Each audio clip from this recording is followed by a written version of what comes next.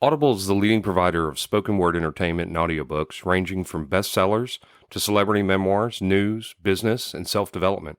Every month, members get 1 credit to pick any title, plus 2 Audible originals from a monthly selection, and access to daily news digests from the New York Times, the Wall Street Journal, and the Washington Post, as well as guided meditation programs.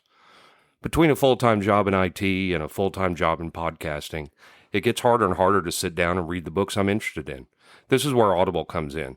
I can listen on my daily commute, relaxing, or while out running errands and still get in the books I've been wanting to get into. You can download titles and listen offline anytime, anywhere. The app is free and can be installed on all smartphones and tablets. Now you can try Audible risk-free with a special 30-day free trial by visiting audibletrial.com/nerdery and murdery. That's audibletrial.com/nerdery and murdery. Don't let your busy life get in the way of that great book you've been wanting to read. Go get your free trial of Audible today. This podcast is sponsored by BetterHelp. This is Geoffrey, and we've talked about many times before that I experience problems and struggles with my mental health, and really without a healthy mind, being truly happy and at peace is hard. The good news is therapy does work. It's helped for me, but what is therapy exactly? It's whatever you want it to be. Maybe you're not feeling motivated right now and would like some tools to help. Or maybe you're feeling insecure in relationships at work, or you're not dealing well with stress. Whatever you need, it's really time to stop being ashamed of normal human struggles, and it's time to start feeling better because you deserve to be happy.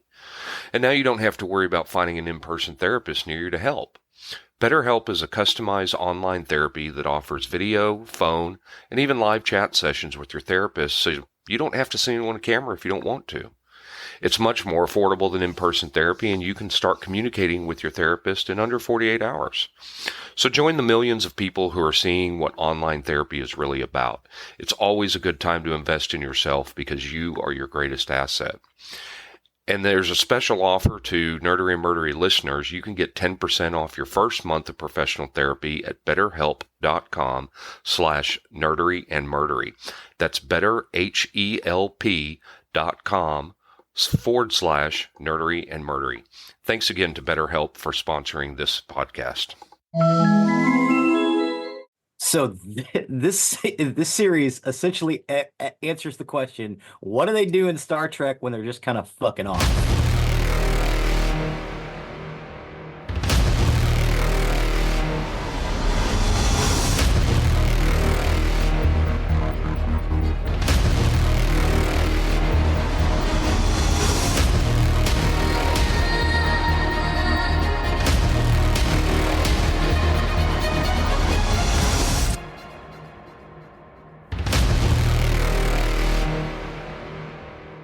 Welcome to episode 158 of Nerdery and Murdery. Big 158. I'm Zig with your nerdery. And I'm Geoffrey with your murdery. Welcome to another week of the highs and lows, the ups and downs, the good and the bad, the nerd and the murd. I had a situation. It wasn't funny at the time. I guess it's a little funny looking now, but I'm always talking about the golf course. One of the things that I'm kind of obsessed with are found balls. Because those are free. And by hole number 5,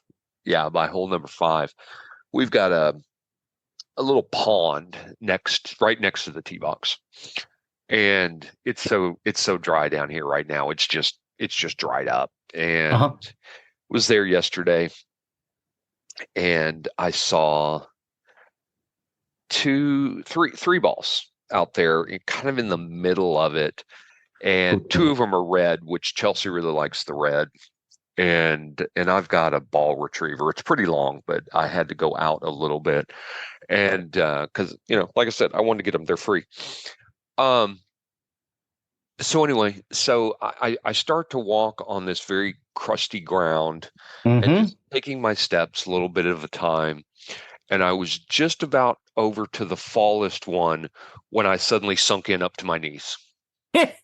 And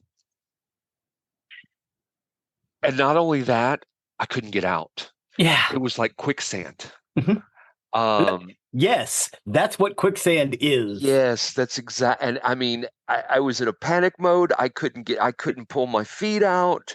I was like, oh my God, I'm going to be stuck here. And this is so embarrassing. I'm so stupid. Why am I out here doing this?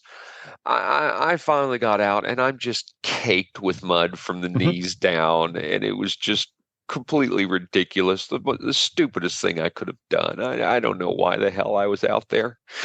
Did you get the balls? I got two of them. The Nice. farthest one I couldn't get, um, Nice. because that's where I fell in.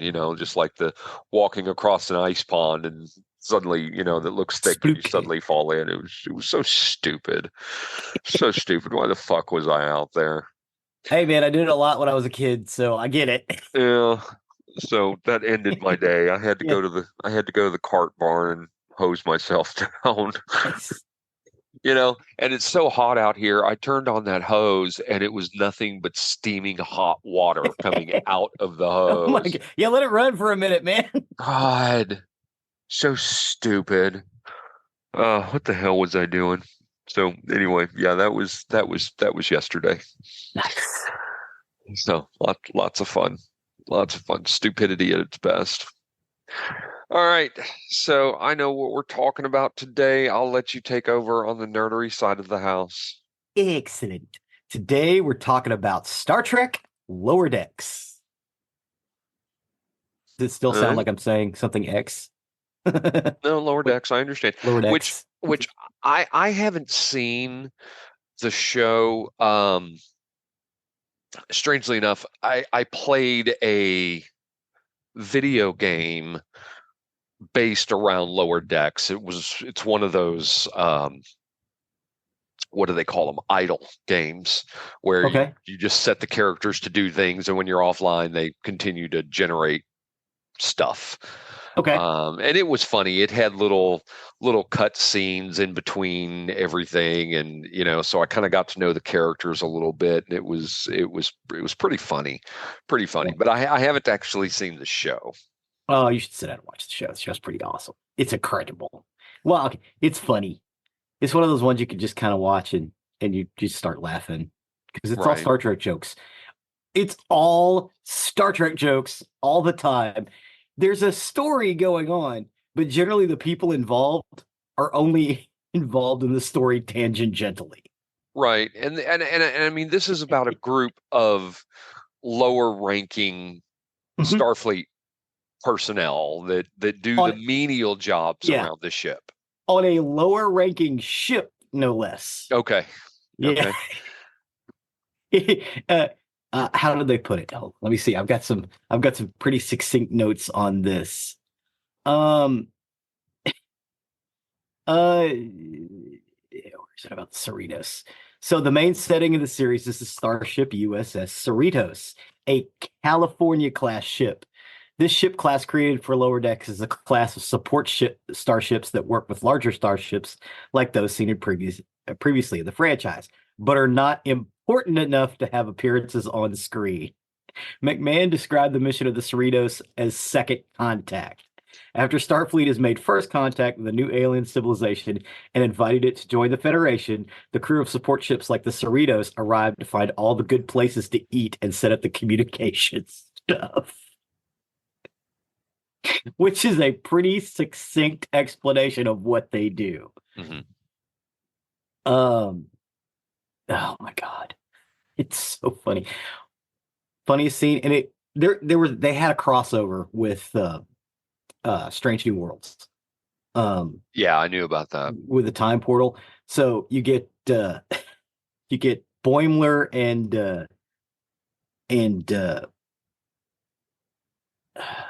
oh my God, Tawny Newsome. I can't think of the character's name. The actress Tawny Newsome. Hmm. Um, they go over there, and there's a saddle on a saddle horse, um, in the captain's area, and Jack Quaid just walks up, swings his leg over, and doesn't say, "I'm gonna Riker." He just says, "Riker," and gets up on the saddle. By kicking his leg up over it, like Riker sits in Mhm. chairs. Yeah. He just goes, Riker. Oh my God, it's so funny. Um, Lower Decks is an American adult animation science fiction television series created by Mike McMahon for the streaming service CBS All Access, later rebranded as Paramount Plus. It is the ninth Star Trek series and debuted in 2020 as part of an executive producer Alex Kurtzman's expanded Star Trek universe. The franchise's first animation series since Star Trek the Animated Series concluded in 1974, and also its first comedy. Lower Decks follows the low-ranking support crew of the starship Cerritos in the 24th century. Tawny Newsome, Jack Quaid, Noel Wells, and Eugene Cordero voiced junior Lower Decks crew members of the Cerritos, with Don Lewis, Jerry O'Connell, Fred Tatasciore, and Gillian Vigman providing voices of the ship's senior officers.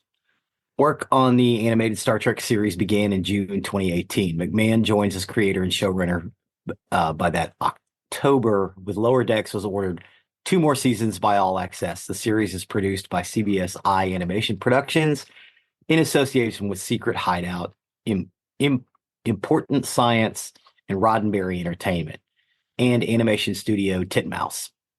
They later began work by February of 2019, and the main cast was announced that July. Production on the first 2 seasons shifted to taking place remotely in March of 2020 due to the COVID-19 pandemic. The series features many connections and references to past Star Trek series. It premiered on CBS All Access on August 6, 2020, with its 10-episode first season. Was released roughly throughout October of 2020. The second season was released on Paramount Plus from August to October of 2021, and a third season was released from August to October of 2022. A fourth season was released from September to November of 2023, and a fifth season is in development. The series has received positive reviews and several accolades, including a Primetime Creative Arts Emmy Award and nominating for sound editing. Even though it's funny, and it's, again, it's telling the story of Starfleet from the perspective of not people dealing with major issues every day, people who deal with everyday issues. It is very, very well done. It's well acted or well voiced. Yeah, the animation is really tight. The music's good, and they bring people in all the time. A lot of Star Trek alums will come in and play characters similar to the characters they played in the series before, or just random things, and who it is when they start to talk. It's really, really good. It's really, really funny, and if you know Star Trek, it's a must. It's one of those things. It's like, if you're a Star Trek nerd, this show was made for you. So, what did you think about the game? Talk to me about the game. It was fun. Like I said, it was what they call an idle game, where you set the characters about doing tasks, and when you're offline, they'll continue doing those tasks and generating credits for you, or dilithium, I think it is. It was fun. It got tedious after a while, and I ended up stopped playing the game.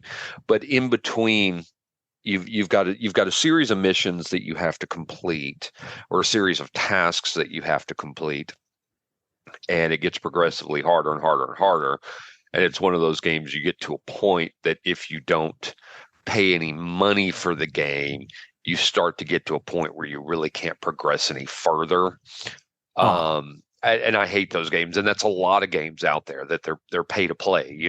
They have things that you can purchase, and if you do that, it will help you go. But you cannot pay, and you get to a certain point, and then you really can't play anymore. Yeah, you just flounder. You can't play anymore without paying.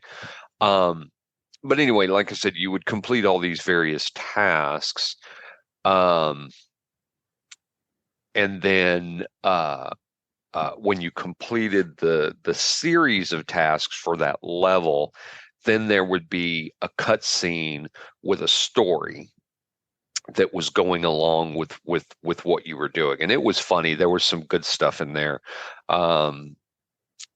I'm sure you'd recognize the characters, and I don't have the game on my phone right now, or I'd pull it up. But I mean, there's a dog you get at some point, which will help complete tasks, and there's the different crew members, and the captain shows up, and you can have the captain do stuff, and the security officer, and the scientist, who I think is an alien, if I remember right. So I think fans of the show would probably enjoy the game for the different cut levels. But like I said, it's pay to play, and I got to a point where I couldn't progress any further, so I deleted the game. That sounds like fun. Actually, that sounds really in keeping with this show, because there are several episodes where it's like, okay, we've got to do this. Well, there's a way where we can automate doing this to make it easier so we can go drink some more. And that's what you do in the game. You get to a point where you're automating the task, because when you first start out, you have to click a button to start the task, and after the time goes by to complete the task, then you have to click it again to gather the resources and then continue on. But you get to a certain point where the tasks are automated, and they automatically give you the revenue for what tasks you created. So you've got to get various things, various items, so that you can set the automation into motion. Nice. Yeah, look up the Lower Decks app. You like I said, you can play it for a while for free. Yeah, that sounds like fun. I may Several have to check levels. that out. So Star Trek Lower Decks is set in the late 24th century of the Star Trek universe, where Earth is part of the multi-species United Federation of Planets. The Federation's military and exploration divisions, Starfleet, operates a fleet of ships that travel the galaxy, establishing contact with alien races. Lower Decks focuses on one of Starfleet's least important ships, the USS Cerritos. And unlike previous Star Trek series, whose principal characters are typically starship captains and other senior officers, Lower Decks focuses on the mission and adventures of the lower deckers, lower-ranking officers with menial jobs, while the captain and other senior staff appear as supporting characters. It is set in 2380, 1 year after the film Star Trek Nemesis. And unlike typical Star Trek series, it focuses on that support crew. McMahon set the series shortly after Nemesis, the last Star Trek film in the Next Generation era, due to his love for the Next Generation.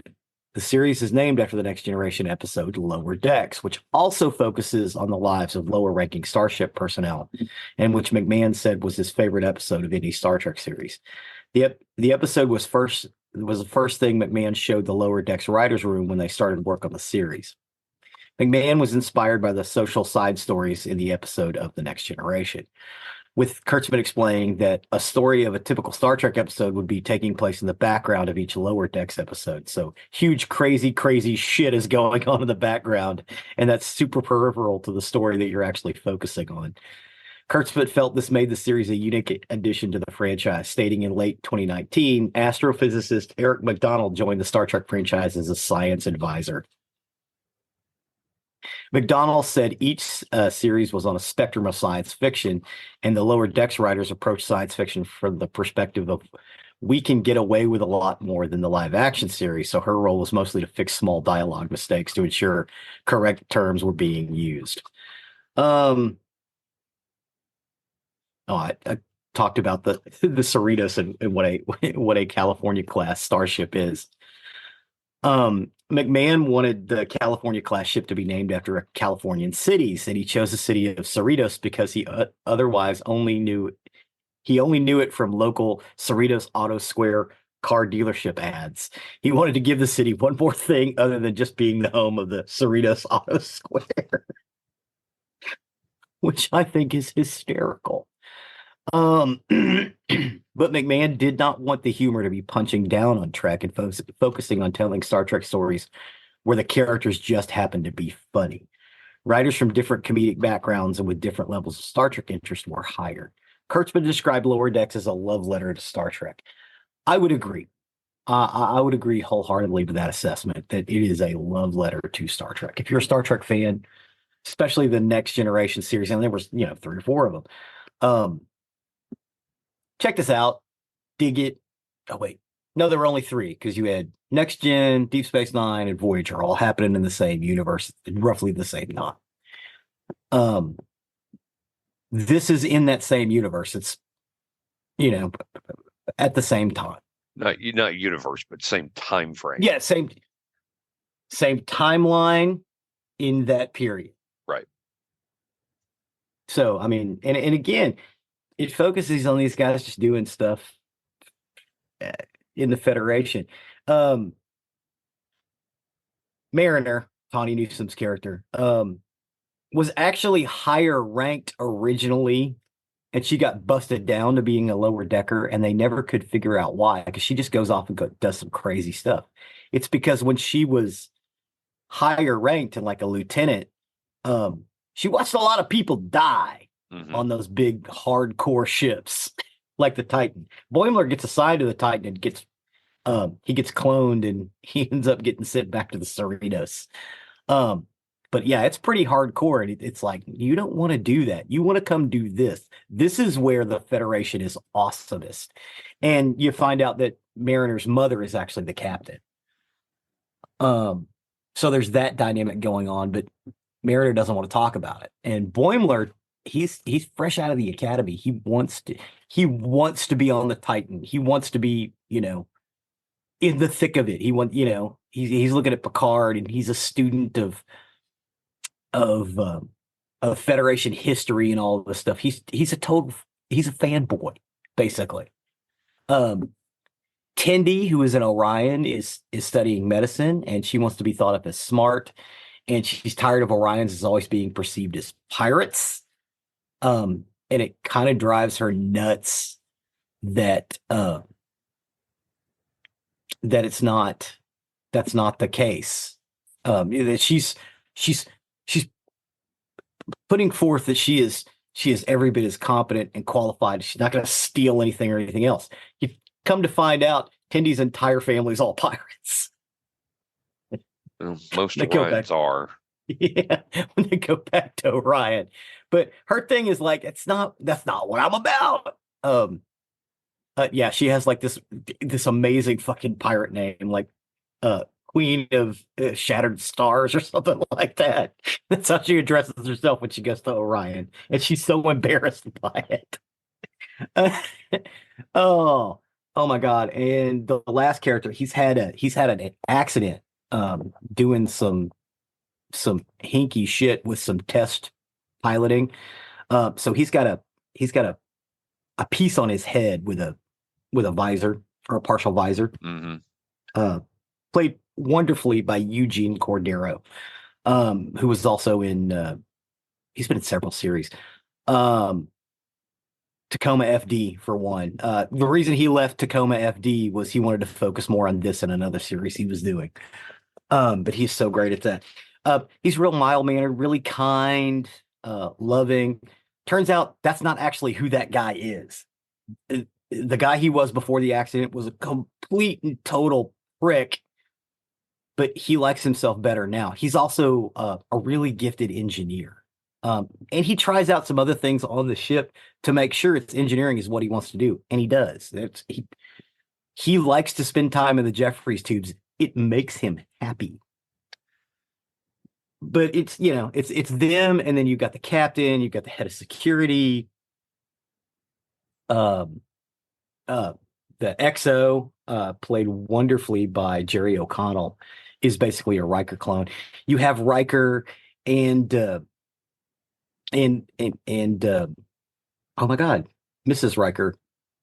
Oh, Marina Sirtis. Marina Sirtis. Okay, so I don't feel bad. Deanna Troy. And Deanna Troy are in it for a few episodes as the Rikers on the Titan. It's pretty funny. There's a lot of really cool stuff. They go back to the Lazarus planet from the original series, or Landru. It turns out that was the first contact with those people when they basically stopped the computer from working and made them stop living this weird life. When the Cerritos gets back like 120 years later, they've turned the computer back on. They're like, you guys got to quit doing this. Total side story. That's not actually what's going on in the story itself. That's just the setup for it. But it's so funny. And again, it's one of those things. If you're into Star Trek, this show is for you. And it's not making, they don't make fun of Star Trek. Um, they make fun of just stuff going wrong. And the people are funny, if that makes sense. Mm-hmm. It's not like Red Dwarf, which Red Dwarf kind of makes fun of Star Trek, you know. That's kind of part of their shtick, you know. Lister does it all the time with what is this Earth thing you do that's called kissing? I don't want to run into a woman like that. That kind of thing. They don't do any of that. It's all straight down the pike. I mean, there's serious stuff.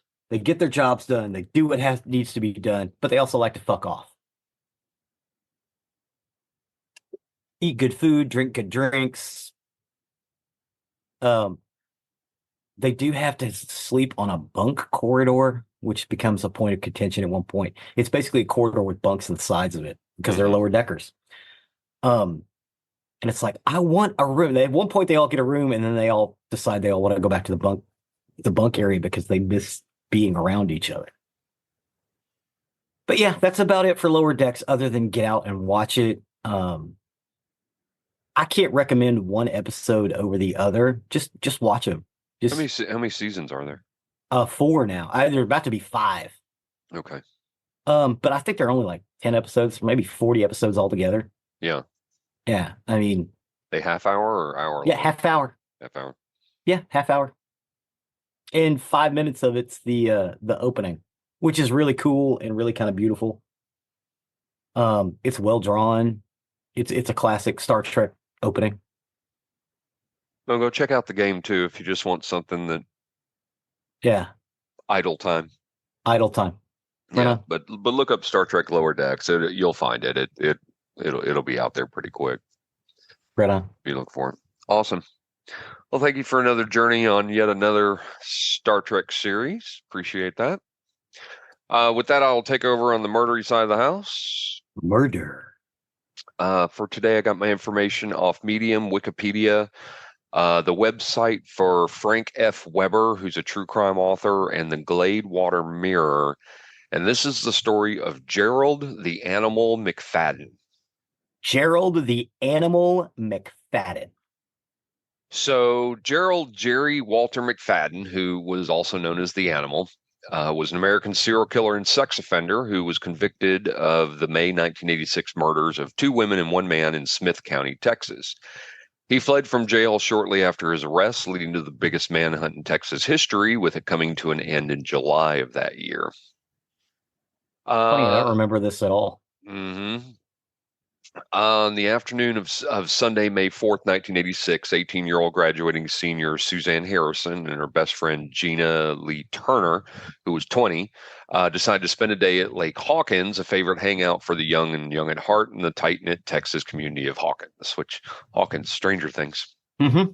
There will be another tie to that here in a little while, or towards the end, actually. Local teenagers like to gravitate to the small beach called The Point, and parents felt safe letting them go there. In keeping with their usual routine, they planned to meet up with 19-year-old Brian Boone, who resided with his uncle, just a short trip from the lake. The happy-go-lucky trio, who had always been thick as thieves, had every intention of enjoying a leisurely afternoon basking in the sun, stopping periodically to cool off in the pristine water. What they didn't know as they grabbed their gear and headed towards the shore was that their lives, so full of promise and hope for the future, were about to end in a flurry of violence that none of them had seen coming.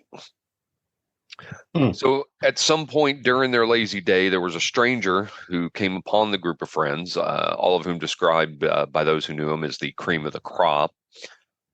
Since the person responsible for the carnage that had ensued as a result of that fateful encounter chose to keep the details of his depravity to himself, it was up to police investigators to piece together the tragic events that unfolded in the slice of heaven by the lake. From what authorities could gather, an armed man had approached the group as they lay on the beach, and with malice on his mind and darkness in his heart, he had marched Brian and Gina into a secluded area where he shot them both execution style in the back of the head. And aware of the fact of what he had in store for Suzanne would require privacy, he drove her to Barnwell Mountain Park, which was a recreational area located some 30 miles away in Upshur County. Once there, he beat her, raped her, and sodomized her before strangling her to death with her own underwear. When the three failed to return home by nightfall, their families went looking for them. Excuse me. Bless you. And after checking the places their loved ones were known to frequent and finding no trace of them, they'd taken their concern to the police. Monday morning, Brian's truck was discovered by the lake with the women's purses still in the vehicle. The day after the disappearances were first reported, a member of the maintenance crew at Barnwell Mountain Park stumbled upon Suzanne's nude body laying discarded in the brush. Not far from her broken form lay a pair of shorts and torn undergarments, which were later identified as belonging to the still unaccounted for Gina Turner. A medical examiner determined that the teenager had sustained multiple blows to the face and body during a prolonged and exceedingly sadistic assault. The underwear that had been used to end her life were still tied tightly around her neck, and the cause of death was ruled homicide.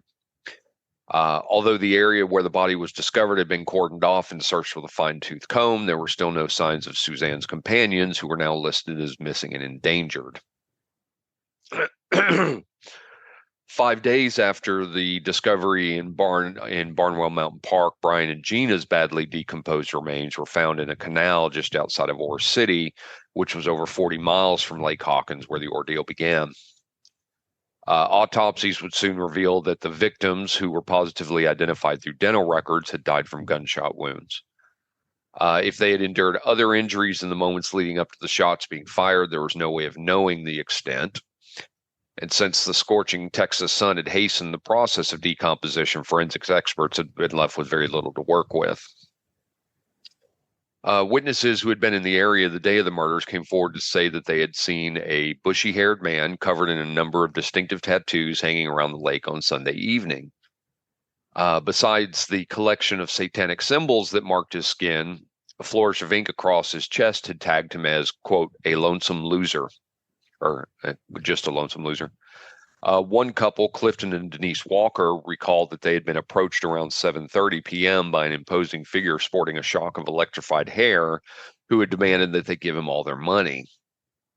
When they informed him very truthfully that they didn't have $1 between them, he had threatened to take Denise in lieu of cash.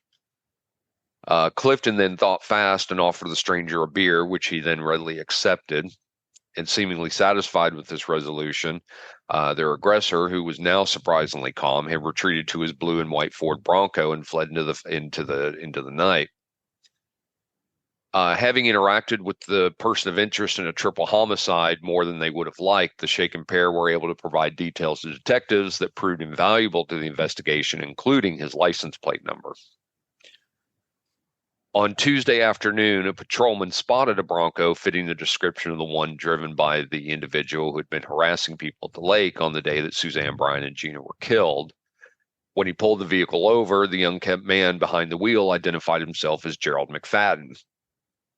The Lonesome Loser ink displayed prominently on his chest signaled to authorities they were on the right track.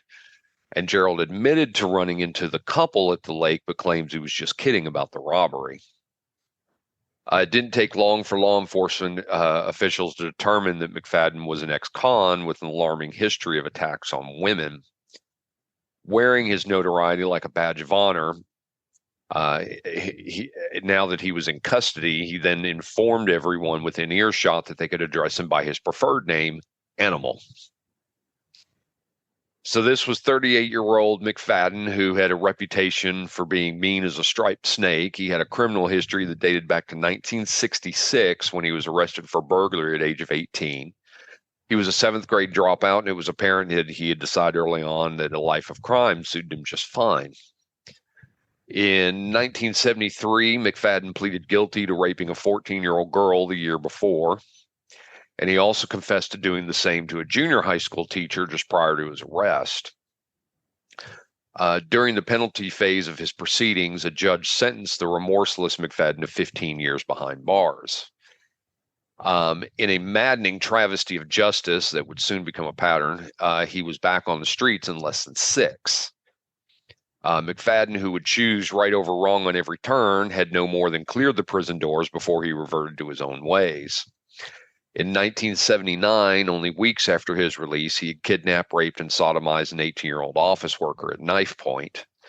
And it wasn't lost on detectives working the Lake Hawkins murders that the 1979 attack was eerily similar to the one perpetrated on Suzanne Harrison. The only difference being that the victim in the earlier incident had survived. As a punishment for his brutality, McFadden once again received the pat sentence of 15 years. And in spite of his history of violence, he was back on the streets in less than half that time. McFadden, who had shown time and time again that he was an ongoing threat, who had no intention of changing his ways, was freed in 1985 when the state of Texas implemented a sweeping early release program that allowed even the most violent criminals to leave the confines of prison in order to make room for an influx of new offenders. He was still on parole when the murders at the lake took place. As a side note, it was also during this period of purging that convicted triple murderer Kenneth McDuff, who we covered, was integrated back into society, where he wasted no time torturing, raping, and killing at least 7 women before he was captured with the help of American Most Wanted. Well, they had to make room for all the people who are getting convicted for mandatory drug sentences. Right. So this. Yeah. So a dude selling a bag of weed does more time than a triple homicide guy. I know. Don't get that. That was crazy. Yeah. McFadden had been unemployed off and on as a lineman for the telephone company when he wasn't paying his numerous debts to society, and he denied having anything to do with the abductions and subsequent murders of Suzanne, Brian, and Gina. While the divorced father of 2 admitted that he often camped near Lake Hawkins, he claimed that he had no recollection of ever seeing the victims. He added that on the off chance that he had spoken with them in passing, he hadn't done them any harm. Detectives convinced that he was lying through his teeth, and with the blessing of the district attorney, charged McFadden with the kidnapping, sexual assault, and murder of Suzanne Harrison. Since semen stains found on her underwear matched samples taken from McFadden, authorities felt that hers was the case they stood the best chance of winning. But in a move that disappointed the victims' families, the state chose not to charge him with the murders of Brian and Gina, citing a lack of physical evidence. However, investigators did make it known they believed wholeheartedly in his guilt. They simply couldn't prove it beyond a reasonable doubt in court of law. On July 9, 1986, which was only weeks after his arrest, McFadden escaped from custody using a young deputy who was working dispatch as a human shield, and he had beaten her with a metal pipe. Once they were safely outside the jailhouse walls, he forced his hostage, 24-year-old Rosalie Williams, to drive to a remote location where he felt confident they would never be found. During the escape through rural Texas, Rosalie's Datsun 280ZX overheated, forcing them to abandon the car and continue on foot. Damn, he must have been running that 280Z hard if it overheated. You really got to put the screws to those things to make them go bad, or at least back then. Well, 28 hours into the ordeal, Rosalie managed to escape from the railroad boxcar that had become her makeshift prison, and her capture started what would be the largest manhunt in the history of Texas. There were thousands of armed Texans who had searched for the two. They would need them. I was just looking in the map where Hawkins is because I wasn't sure. Dude, yeah, it's like out by Big Sandy. Yep. I mean, the thicket is out there. Yep. Well, the large number of Texans on the manhunt allowed them to block all of the roads and railroad tracks in the area of Big Sandy, too. Mm-hmm. The following morning, McFadden was apprehended and returned to jail, where he was kept under constant surveillance while he waited his day in court. His trial got officially underway in the summer of 1987, and in a lucky break for the prosecution, the presiding judge had ruled during a pretrial hearing that they would be allowed to present evidence of the defendant's past arrests, which involved the crime of sexual nature against women. This decision was a devastating blow to the defense, who would face an uphill battle convincing a jury that the accused wasn't a predator that needed to be wiped off the face of the earth. McFadden's court-appointed attorney argued that his client was an innocent man who shouldn't be judged by his past misdeeds.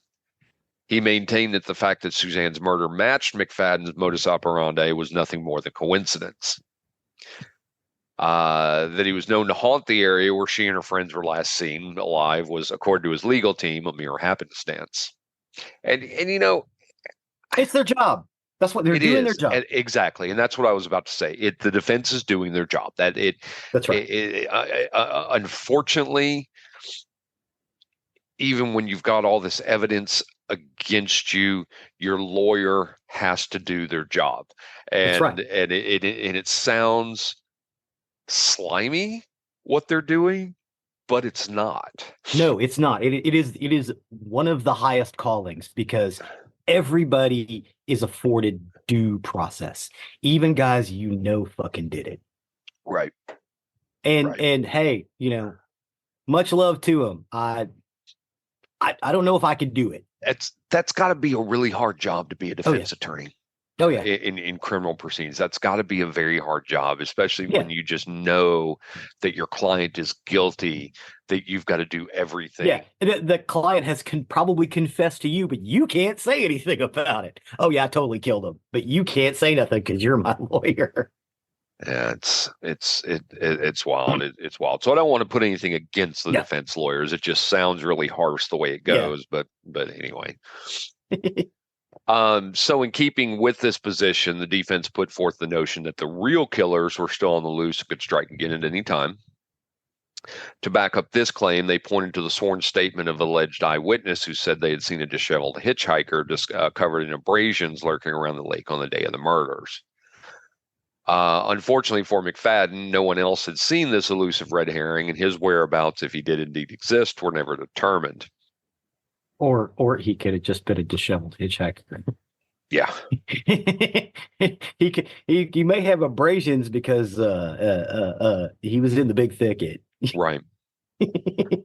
Well, the jury pondered carefully for 2.5 weeks, and they found Gerald McFadden guilty on all counts and recommended he be put to death for his crimes.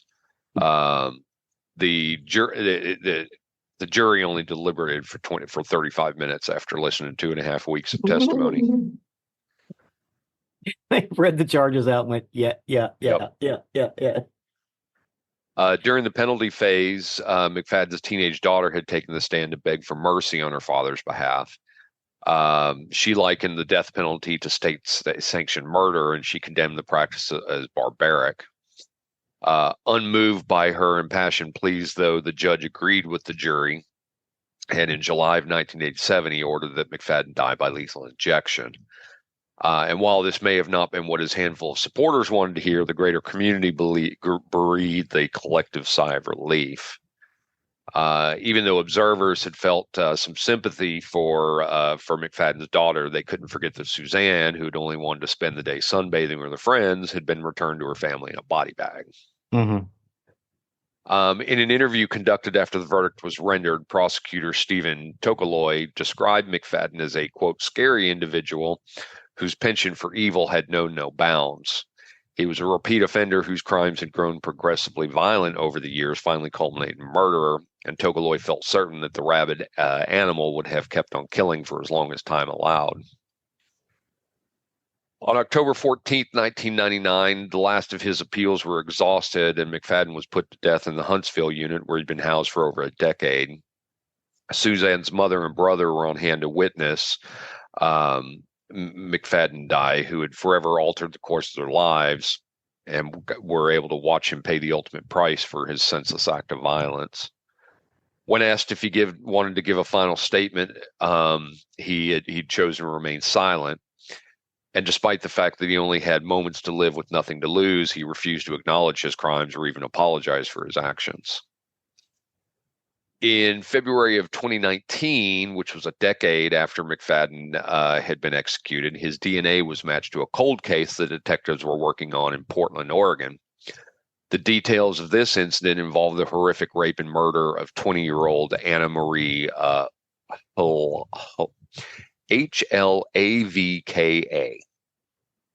I don't know how to pronounce that. Lavek? Lavka, maybe. I don't know. She had been discovered deceased in her apartment on July 24th, 1979, with an electrical cord wrapped around her neck.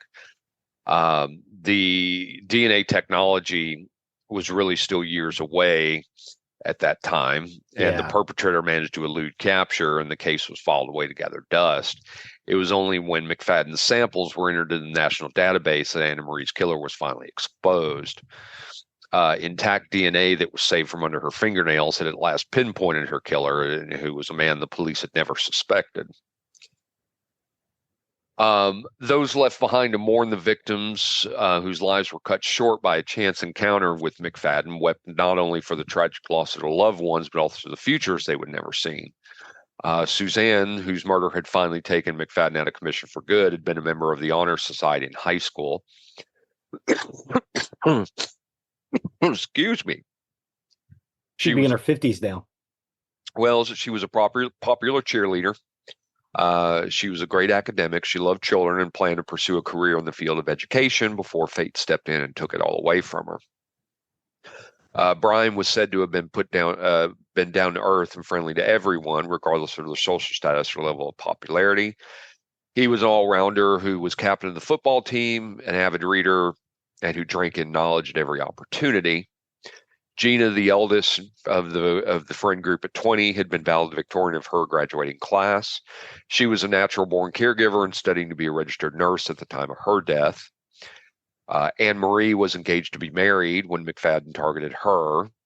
She was called a quiet sort who wouldn't harm a fly, and she always prided herself in staying out of trouble. Unfortunately, trouble found her anyway. For those who knew and loved the innocent souls who had the misfortune of crossing Gerald McFadden's path, nothing could ever make things right. And if there's ever a silver lining that could be found, it lies in the knowledge that their killer paid for his crime, making the world a safer place for everyone. Here's the other Stranger Things thing. Cold case detectives are asking anyone who might have lived in Portland during 1979 to come forward if they recognize the photo of McFadden. Detectives would like to learn more about his whereabouts when he was in Portland, and anyone who has information about McFadden should contact Detective Meredith Hopper. Yeah, that's what I said. She can be reached at meredith.hopper@portlandoregon.gov. If you see something, say something. And that's the story of Gerald Animal McFadden. Well, thank you, sir. That was awesome. I would like to say something to our listeners who aren't from Texas, just so you guys understand. I know everybody thinks Texas is saguaro cactuses and desert. Most of it is actually not. When you get east, what do you say? East of Dallas, maybe 20 miles? That sound about right?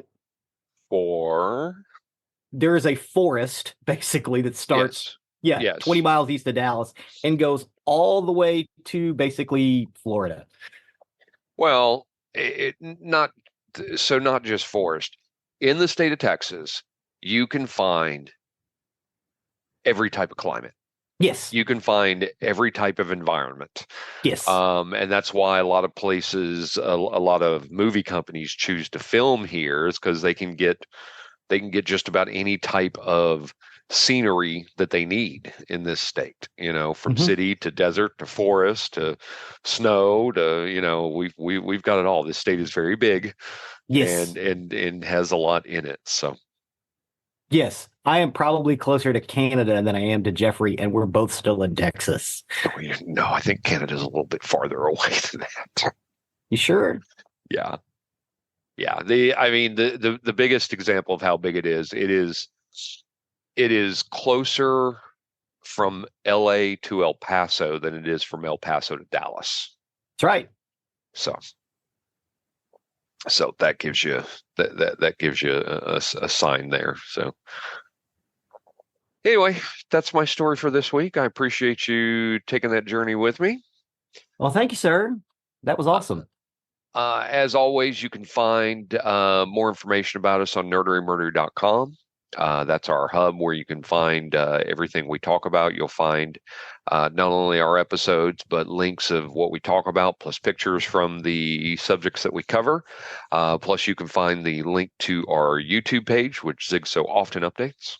Yes, there are little bits and things from Lower Deck, so you guys can go out and see that sort of thing. this week. It's quite lovely and a lot of fun. Awesome. You can also find the link to our merchandise page, or if you wish to show off your nerdery and Murdy fandom, please do consider going there. You can get various things from your shirts to stickers for your car to, other things that are on there. So go out there and show off your fandom. You can also find the link to our Patreon, where if you wish to become a patron and help donate to the show, that along with our merchandise does help with the cost of our show. It does help cost to keep us on the air and keep things going. So do consider that. We appreciate each and every one of you. Please and thank you. Please and thank you. Last but not least, please don't forget to leave a 5-star review wherever you can. It really helps us and helps others find our content that may be looking for the subject matters we discuss. So with that, I have been Zig with your nerdery. and I'm Geoffrey with your Murdery. Cue the music.